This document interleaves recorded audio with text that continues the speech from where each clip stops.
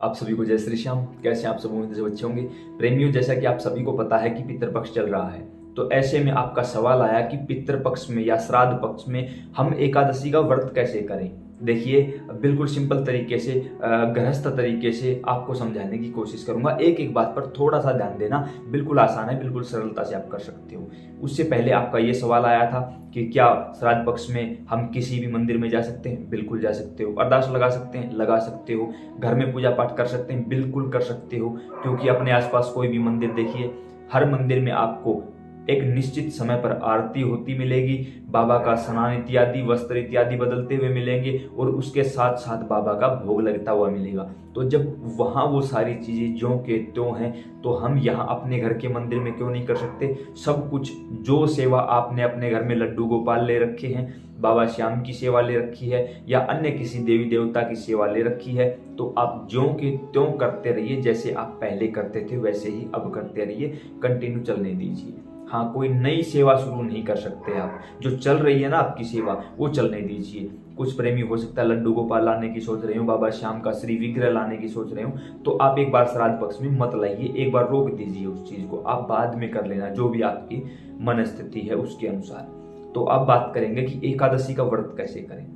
एकादशी जो आती है उसका नाम है इंदिरा एकादशी। इंदिरा एकादशी का व्रत क्यों किया गया? क्योंकि प्राचीन काल में इंद्रसेन नामक राजा थे, जो कि एक धर्मपरायण राजा थे। सब कुछ ठीक ठाक था, लेकिन एक दिन देवर्षि नारद उनके पास आए।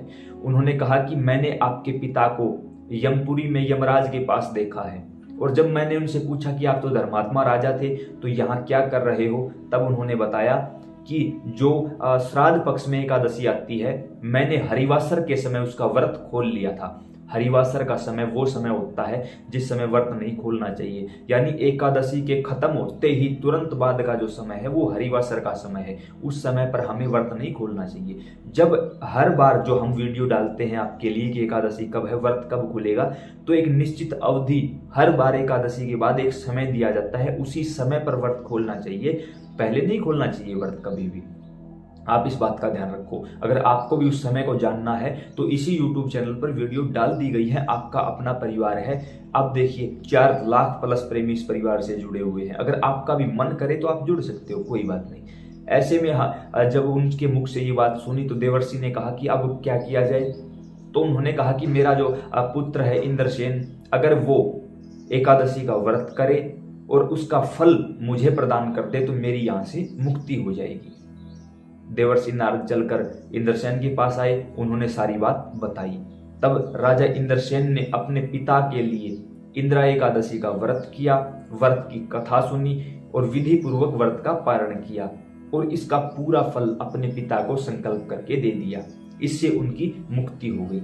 यानी कहने का तात्पर्य ये है कि इस दिन, इस एकादशी को एकमात्र ऐसा दिन है जिस दिन हम अपने घर का पितृदोष दूर कर सकते हैं। जिस दिन हमसे पहले जो हमारे पूर्वज चले गए हैं, जो बुजुर्ग चले गए हैं, उन सभी के निमित्त अगर अपने फल का दान उनको दे दें तो उनकी भी मुक्ति हो जाएगी और वो भी विष्णु भगवान के वैकुंठ की ओर चले जाएंगे। क्योंकि एकादशी का व्रत विष्णु भगवान के निमित्त किया जाता है और पूर्वज भी विष्णु भगवान की ही शरण में रहते हैं। तो ऐसे में हम सभी का ये कर्तव्य है, ये फर्ज है, ये दायित्व बनता है, अगर आपसे और कुछ नहीं बन पड़ता। देखो, पितरों के बारे में सारी वीडियो इसी YouTube चैनल पर डाल दी गई हैं, जो कि आप लोग हजारों की संख्या में प्यार दे रहे हो। इसके लिए भी हम तहे दिल से आभारी हैं। आप सभी के फोन नहीं उठा पाते क्योंकि दिन में हजारों फोन आते हैं, इसलिए लगभग फोन फ्लाइट मोड पर रखना पड़ता है। माफी चाहूंगा, इतना समय नहीं है भाई। और आप भी समझ सकते हो कि मेरे पास भी वही 24 घंटे हैं जो आपके पास है। उसके साथ साथ चलो कोई नहीं, ये टॉपिक लंबा हो जाएगा, छोड़ दो इस बात को। तो एक दिन एकादशी का, इंदिरा एकादशी का एक दिन जो सभी पूर्वजों को, सभी पितरों की मुक्ति करवा सकता है, हमें व्रत रखना है। किस प्रकार व्रत रखना है? सबसे पहले एकादशी के दिन सूर्योदय से पहले पहले स्नान आदि से निवृत्त हो जाइए। अपने घर के पूजा स्थान पर बैठिए, आसन लगाकर बैठना है। उसके साथ आपको हाथ में जल लेना है और संकल्प करना है कि हे श्री विष्णु भगवान, याद रहे सामने कोई भी प्रतिमा रखी हो कोई बात नहीं, आपको सिर्फ और सिर्फ विष्णु भगवान, नारायण भगवान का ध्यान करना। नारायण और विष्णु एक ही है, ठीक है। हे श्री विष्णु भगवान, मेरा नाम ये है, पिता का, पति का नाम ये है, महिलाएं हैं तो पति का नाम बोलेंगी, पुरुष हैं तो पिता का नाम बोलेंगे। ये है मेरा गोत्र, ये है। महिलाएं जो शादी हो चुकी है वो गोत्र बोलेंगी, ये है। और इस जगह के हम स्थायी निवासी हैं। आज पावन पवित्र इंदिरा एकादशी का व्रत है, तो हे भक्तवत्सल भगवान, हम यह व्रत रखना चाहते हैं। जैसा भी हमसे बन पड़ेगा वैसा आपका व्रत रखेंगे और अगले दिन हम व्रत का पारण करेंगे। इससे जो भी पुण्य इकट्ठा हो उसे आप हमारे बुजुर्गों तक, हमारे पितरों तक, हमारे पूर्वजों तक पहुंचा दीजिए और हमारी 3 पीढ़ियों का पितृदोष खत्म कर दीजिए, समाप्त कर दीजिए। हमें आपसे सिर्फ यही अभिलाषा है और हमारे पूर्वजों को मुक्त करके आप अपने धाम में स्थान दे दीजिए, जगह दे दीजिए।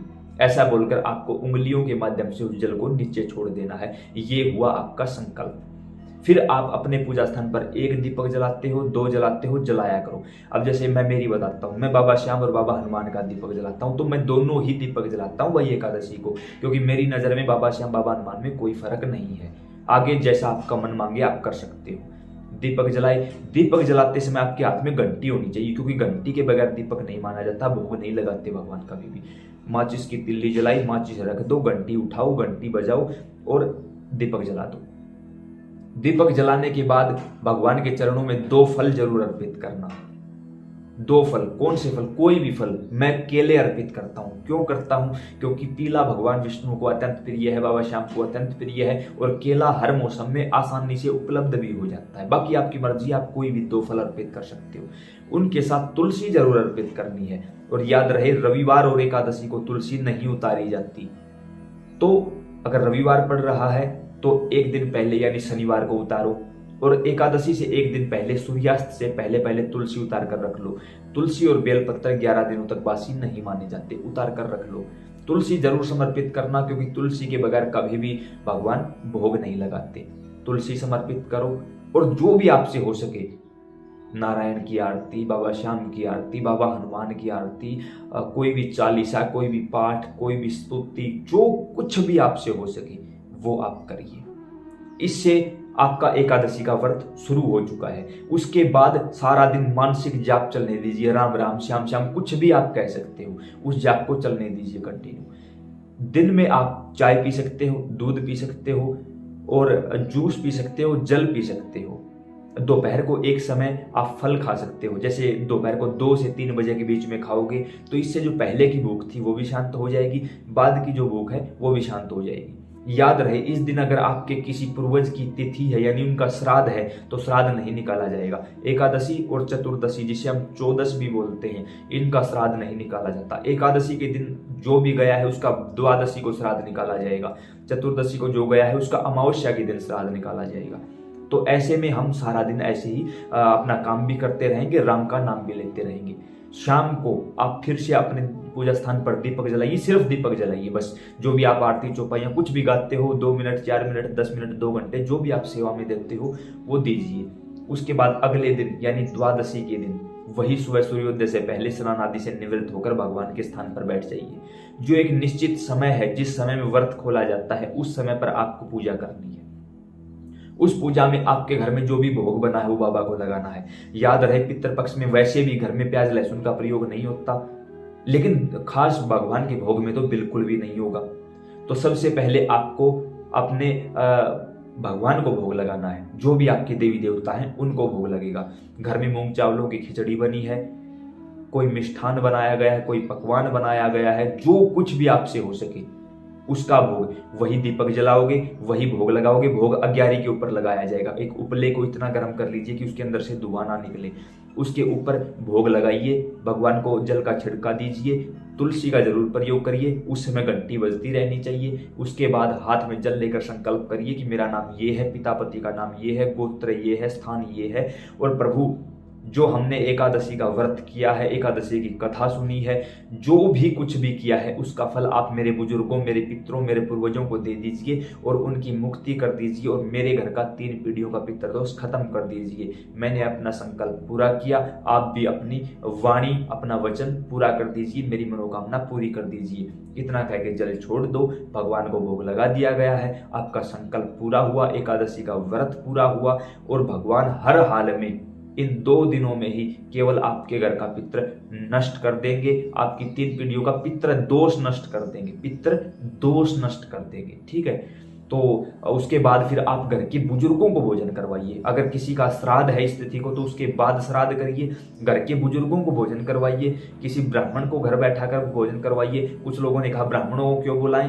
भाई देखो, पितृ जो होते हैं वो सूक्ष्म शरीर में होते हैं। हमारा शरीर 5 तत्वों से बना हुआ है, लेकिन पितरों का शरीर 2 तत्वों से, वायु और आकाश तत्वों से बना होता है। तो वो जो कोई भी, चाहे आपके घर में कोई गरीब है, गरीब आता है नहीं, गरीब आता है, पंडित आता है, आप किसी को बुलाते हो या किसी अन्य जन को आप भोजन करवाते हो, तो उसके शरीर में बैठकर आपके घर के पितृ उस भोजन को करते हैं।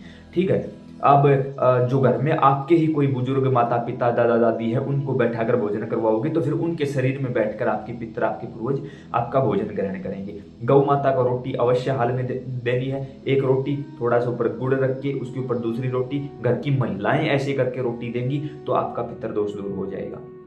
उसके साथ एक रोटी कुत्ते के नाम की, एक रोटी कौवे के नाम की, एक रोटी चींटियों के नाम की, एक गौ माता को जो 2 रोटियां दी हैं वो 4 हिस्से निकलते हैं। ये चारों हिस्से निकालिए और उसके बाद खुद भोजन ग्रहण कर लीजिए। आप अपना व्रत खोल लीजिए, आपका व्रत सफल माना जाएगा, परिपूर्ण माना जाएगा। आप भी तृप्त हो जाओगे, आपके पूर्वज भी तृप्त हो जाएंगे और 3 पीढ़ियों का पितृदोष खत्म हो जाएगा। अगर जो बताया है उस अनुसार कार्य कर लोगे तो मेरे हिसाब से तो इस पूरी वीडियो में मैंने कोई ऐसा सवाल नहीं छोड़ा जो आप को समझ ना आया हो। फिर भी अगर कोई सवाल रह जाता है तो आप नीचे कमेंट बॉक्स में पूछ सकते हो। इस वीडियो को आप अपने लिए, अपनी 3 पीढ़ियों के लिए और अपने पितरों के लिए, कसम है आपको अपने पितरों की कि एक बार इस वीडियो को शेयर जरूर कर देना, क्योंकि लाखों लोग इस प्रतीक्षा में बैठे हैं कि एकादशी व्रत कैसे करें और पितरों को संतुष्ट कैसे करें। तो मैं कसम देता हूं आपको, आपके सभी पितरों की इस वीडियो को शेयर जरूर करना, फेसबुक और व्हाट्सएप के माध्यम से सभी को भेजना।